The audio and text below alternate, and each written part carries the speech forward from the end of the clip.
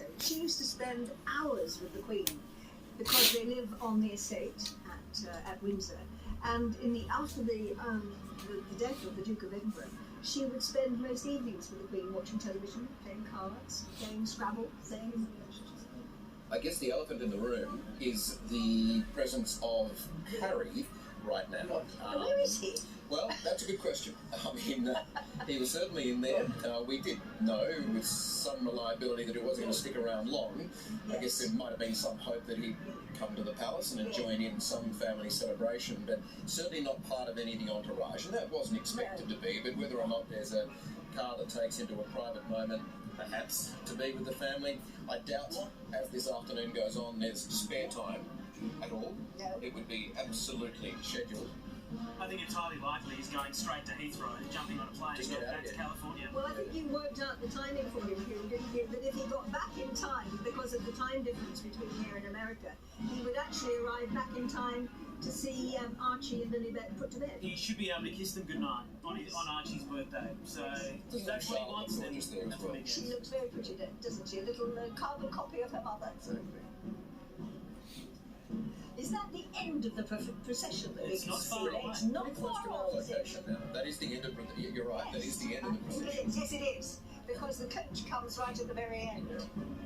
Here we go. We were talking about that Cullinan diamond in the sparkling of the Imperial State Crown. Yes. Gem. The King and Queen having a talk to each other, pointing out points of interest. Now this, for everyone at home, is going to get interesting as we get talk, because for the next 15 minutes or so, one of these extraordinary household cavalry tanks are coming right behind us. We might have to jump for a bit.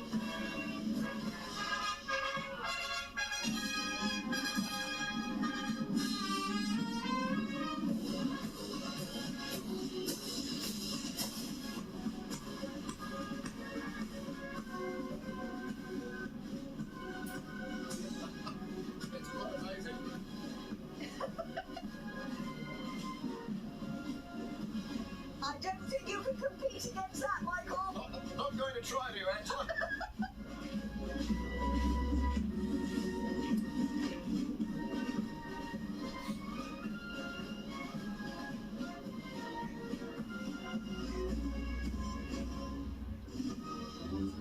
And here comes the coach. We can see it now. Just coming into this roundabout in the middle of the... So, yeah, the Golden State coach now has gone to the left of the Victoria Modern and get around there in through the very centre front gates of Buckingham Palace beneath that red velvet balcony where the family will appear later on.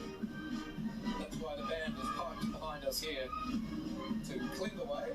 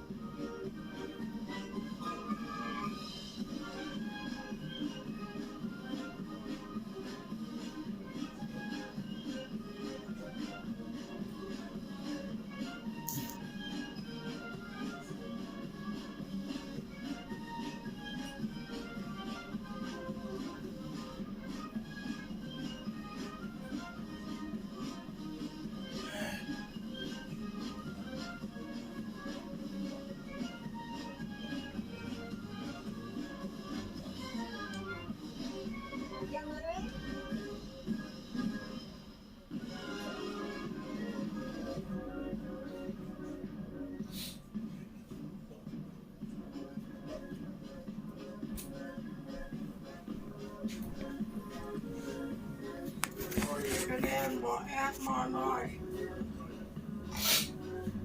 Sorry. Yeah. Sorry. Did you want the larger one? I'll just watch this. You feel alright? Yeah.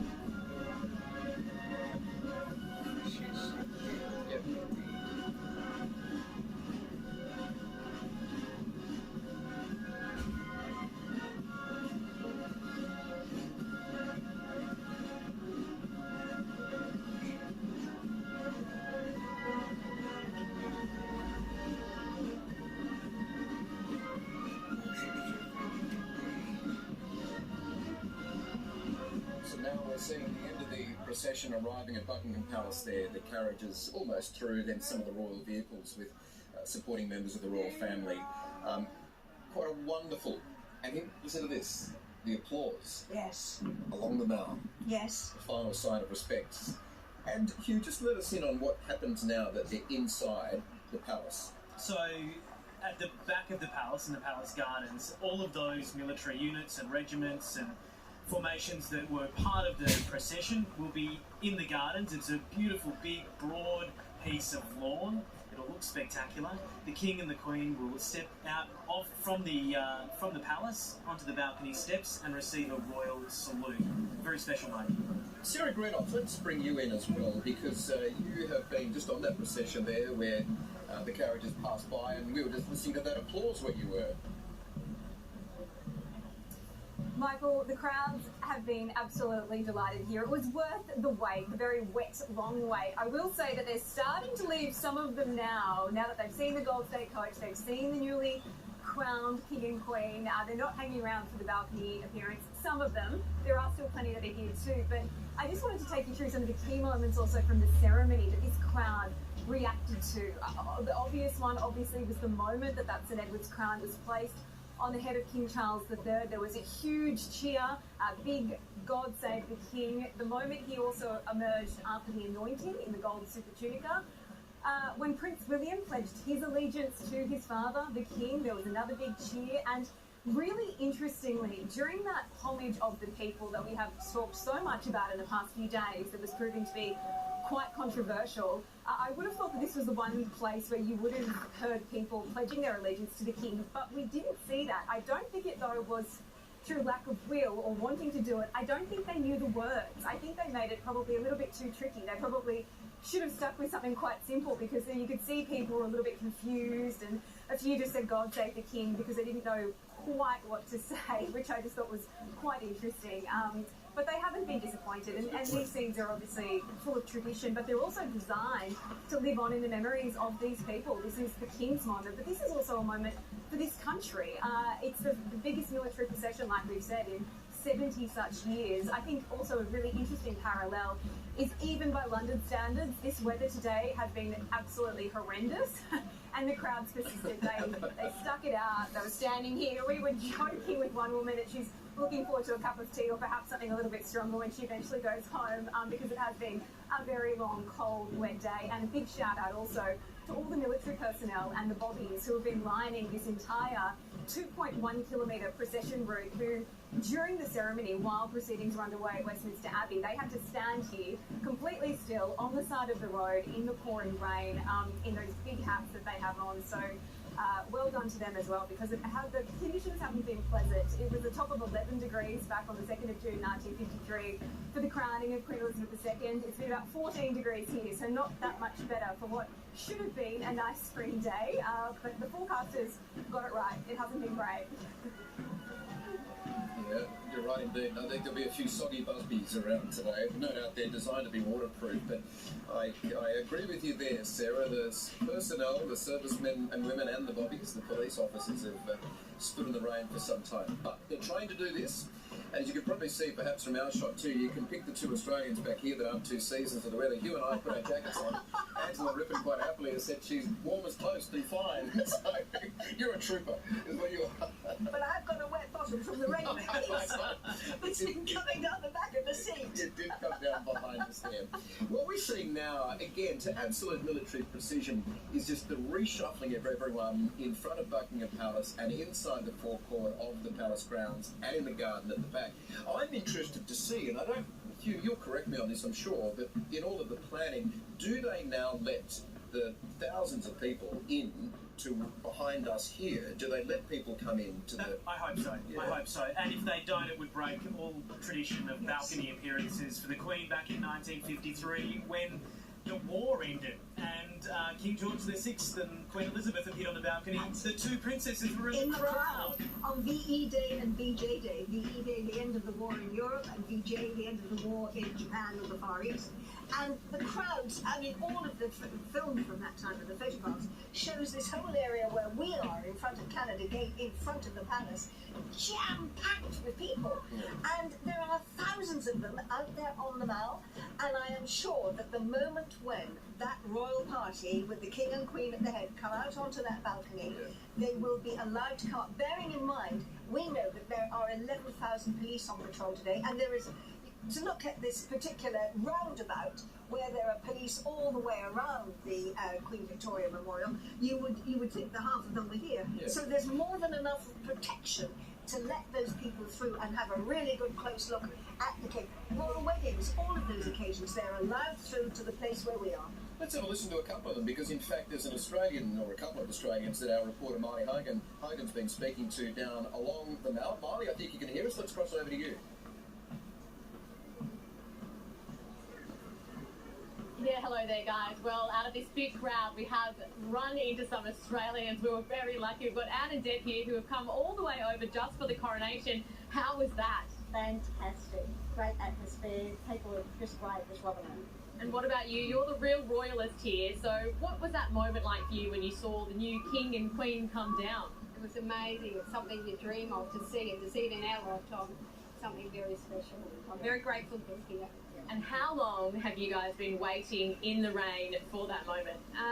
Since about 6:30 this morning, so that's not too bad. No camping. Very smart. But you guys also had a royal experience yesterday as well. Can you tell me about that? Yes, we were just wandering around town and we thought we'd come down here and have a look, and we could feel there was something going to happen, and we just stood around about 20 minutes. The cars pulled up, Wills and Kate got out this side, King Charles went on the other side. We just waited, they came along, shook our hands, we had a chat, it was lovely. How have you gone in the crowd? Have you managed to meet many other people from Australia or around the world and have a chat to them? Yeah, around the world we've met Americans, Canadians, and the English people have been very welcoming. It's been great, really, and they're quite surprised so many people from Australia have come over. That's what Kate said yesterday. She said there must have been a whole flight of Aussies. So I think a few more than one flight. Very true. And now you guys are going into the balcony, so we'll let you get down there so you can grab a view again of the royals. There's such a big crowd here, and right now they're all pushing to get into the Mall so they can go and get that balcony view of the royals, guys. Yeah, well, let's hope they do. All right, Marty, thank you for that. These are pictures that we don't often see in any royal ceremonies whatsoever. This is in the Palace Gardens, a view we don't often see of Buckingham Palace. No, it's at the very back, and this is the area where they have the garden parties, and that's why you have those tents down the side, because that's where people go for their afternoon tea when they go to the palace for the royal garden parties. Beyond that, you've got that row of trees. There's a lake behind there. It has its own flamingos in it and all sorts of things. But it's the most amazing place, and as you can see, a perfect location for all of those, 4,000 troops to gather now to take the royal salute. Princess Anne standing with her troops to take the royal salute from her brother. I wonder if we can read from her face that she's relieved to be off the horse, or... Oh, I doubt it. She rides most days. Yeah. She would have been very comfortable in a very comfortable saddle, I can tell you. I'm sure. Let's have, actually, could just indulge me, because I love the pipes and drums. Yes. Let's have a listen to them.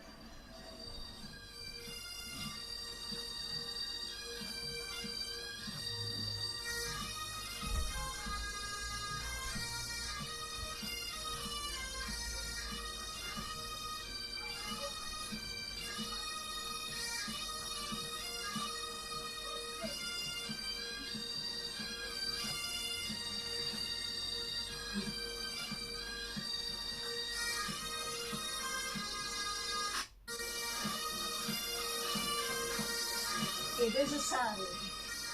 It is a sound, I think, that for Scots all over the world find absolutely tingling. And it was the moment of the funeral, I think, when they came towards us, that we both felt, my goodness, this is a very special moment. And bear in mind that the sound that they're making during the Second World War was the sound, and the First World War particularly, all the Scottish regiments who took their pipers into battle, was the sound that terrified the Germans. They hated them. They called them devils in skirts. Well, today, thankfully, they're ceremonial, but I love listening to that, and that full lovely. shot and that full sound of music. It just evokes so much emotion on a day like today. And they're not just Scottish, they're Irish pipers in there as well. All the various procession personnel preparing now to greet the King and Queen. Besides the garden parties, this is a place where you can buy a ticket often in the summer to go and have a picnic on the weekends. A couple of summers ago, I managed to buy a ticket. You can go for a wander through the gardens. Where were you, Hugh? We were down on the lake, and do you know what? It was a similar sort of day because the heavens opened after we enjoyed a wonderful picnic for about an hour, and then the heavens opened. We had to scurry into the tent.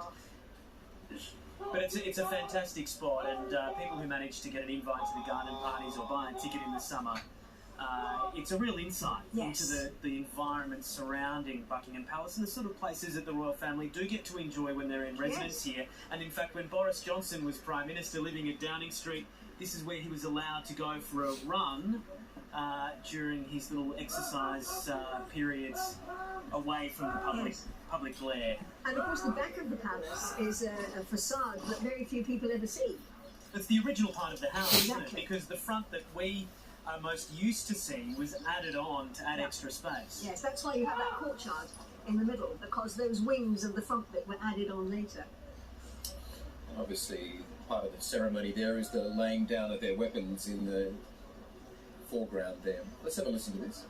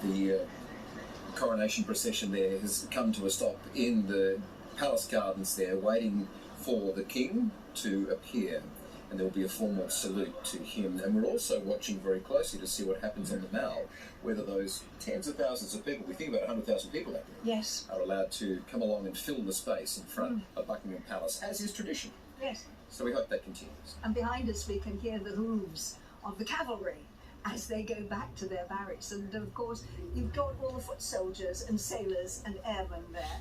The horses aren't allowed in because they would muck up the lawns. They would just, particularly after all the rain that we've had, I think they would do some serious damage if you let the horses in there as well. So it's just all the people who were on foot on that procession. A lovely cheer every now and then from our position where we're sitting too, particularly from all of those invited volunteers who are in the stand just near the Victoria Monument, giving their support and applause to the various regiments who have been involved in today's procession as well as they've been taken by. Applause of thanks, I think you call it. Got what cheers every now and then as well. They've actually been very vocal all through the afternoon, haven't they? And during the morning, because when we arrived, they were the ones who were practicing God Save the King, and here he comes.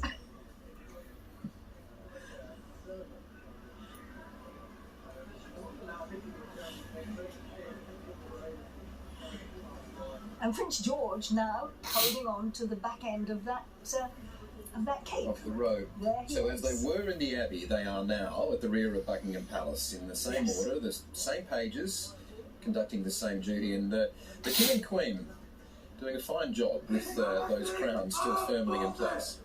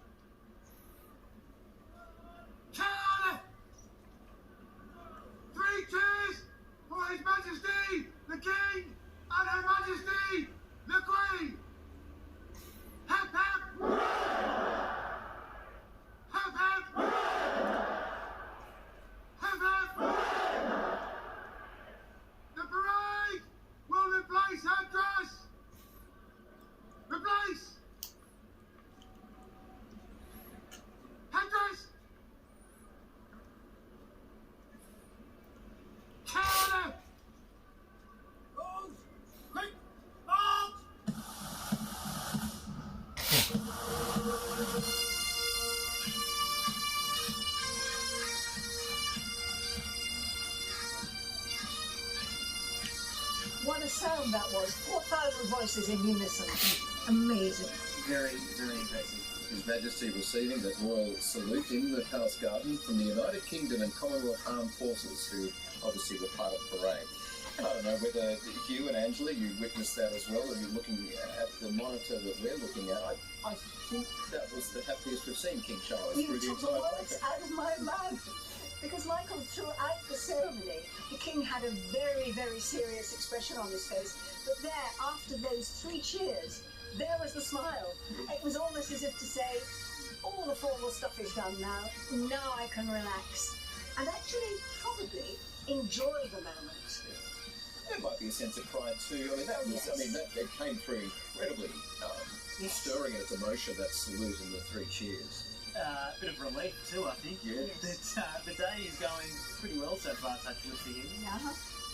But I bet when they go inside, I bet those crowns will be on very soon, just to give them a bit of respite before they put them back on again when they go up on the balcony. There's still got a busy afternoon as Yes, well. they have. The balcony appearance, the fly past, that hopefully is going to happen in I full. think it will. It's not actually raining at the moment, so it should. But also the coronation portraits need to be taken. And we met Hugo Bernard during our 6 o'clock news bulletins. He has set up about 6 or 7 stations in the rooms through the state rooms of Buckingham Palace. His daughter is one of the people helping him out. A huge staff to help take those coronation portraits that will be the images of Charles's reign going forward. The formal portraits. The formal portraits. They'll be released sometime in the next couple of days. So does that happen before they come on the balcony or afterwards? I think they're probably going to take a few before and a few afterwards as well, particularly while they've got other members of the family gathered there with them. And then they'll allow probably, I'd say, some of those younger members of the royal family, like the Wales children, to dart off, and then some of the more formal photos of the king and queen together to be taken. They'll be taken, I would say, with the grandeur of Buckingham Palace in the background, unlike Queen Elizabeth's official portrait, Angela, that was taken in a painting of Westminster Abbey. Very much so, wasn't it? Which was an extraordinary thing to do. But I think the view is, I mean, we've seen the work that he's done previously, and some of the stuff that he's not just taken of royal weddings before now, but the stuff that he took actually of the king and the queen. Some of the portraits that he's done of them together, I think, are some of the most lovely photographs I've seen of the pair of them. He has clearly a wonderful way of making people feel very relaxed in front of his lens. And I think that some of these pictures will be quite exceptional when they come out. And of course, we have had, after Prince Charles married Lady Diana, all of those beautiful royal portraits that were taken against the backdrop of rooms within the palace. And I'm sure they're going to do something very, very similar. I mean, you know where he set up his cameras, because you've done a very long interview with him, which I think he found very emotional, didn't he? He did. There was a couple of times during the interview where he was kind of caught by the impact of what he's about to do, which is take images that will stand the test of time. He's trying to encapsulate an entire reign in one single frame. And he's familiar with Buckingham Palace as well. He took the wedding photos for William and Kate in there, managing to wrangle all those children that were part of the wedding party. He's an experienced photographer. He's worked at Tatler magazine, which is probably, I think, where he got to know Camilla. I remember Lord Lichfield, of course, who was a cousin of the Queen and who was himself a royal photographer. And he always had a whistle round his neck, and he used to use the whistle to keep, because he said that the family, it was like herding cats. He used to blow the whistle and say, you know, look, when I blow the whistle, you all have to look at the camera. I don't think he will go that far, but I'm sure that the pictures he's going to come out with will be stunning. Bearing in mind, and you will know this better than I do, having spoken to Hugh, because the palace is undergoing this incredible refurbishment at the moment, is one of the reasons why Charles and Camilla have said they don't want to move into it and make it home. They want to stay down in Clarence House, where they're very comfortable. But there's so much of the building which is actually under reconstruction. It's got the builders in, and we all know what it's like to have the builders in. You can't find anywhere that's decent to do anything. I don't think he would have had a lot of options. No, for sure. exactly. Oh, well, they might have to step over a few tarpaulins and scaffolding when they get to the balcony. We had a shot of the balcony up there too. We might bring that up as we're having a look at this, and obviously the the coronation procession and all of the British and Commonwealth military personnel moving out of the palace gardens. But the balcony shot which we're waiting for now, which will then be followed by that wonderful flyover too from the various Commonwealth Air Forces. The balcony history is interesting. The palace has told us that the first recorded royal balcony appearance took place in 1851. In fact, when Queen Victoria stepped onto it during celebrations for the opening of the Great Exhibition. Yes. What followed was a continuing tradition. Actually. Absolutely. Can I let you into a secret? Please. I have actually put a foot on that balcony. A foot. A foot. Yes, I was having dinner in the palace, in the room which is sort of two behind there, and my royal host, who with a group of other people with whom we were having dinner, he said, "Would you like to see the balcony?" Because knowing that its history, and not just its royal history, but of course Churchill was the first non-royal ever to make an appearance on there at the end of the war. And he said, would you like to see the balcony? And we walked into the lovely room which is behind, and he opened the doors and he said, would you like to go out onto the balcony? And I have to say, it was one of those occasions where I thought, no, I'd better not go out and actually stand on it. But I did put a little bit of restraint. I put my foot on it just to say that I had actually stood on it. But no, it's one of those moments, I think, which is etched into the British consciousness of being important moments in our history, because it is an opportunity, as we will see, I hope, the thousands of people who have watched this ceremony during the day. It's their opportunity now to fill this area behind us, around Victoria, around that wonderful monument, stand in front of the palace as they have done for every major royal occasion for, well, since Queen Victoria, and actually cheer on their new king. And there's the back of the palace, which we see so very, very rarely. But as we were saying, that is the original building, and all the rest of it has been built on subsequently. But look at it again, how brilliantly choreographed this is, the precision that has gone into working out not only how they get there, but how they get back. And aren't we lucky to be sitting exactly where we're sitting, Angela, as we have been on a few occasions over the past year, with the Queen's funeral, of course, and the death, and now with the coronation of the King. We have this balcony with the red velvet right behind us here. So here we go, just right there between them, which is quite extraordinary. So we'll be able to see them up close and personal. The cheer you might be able to hear at the moment is quite a laugh. We can't quite see it out of shot here. They're cheering the street sweepers. Because the horses have been through. The horses have been through. It's been a bit of a mess. But the crowds are giving out a cheer now, not for the King.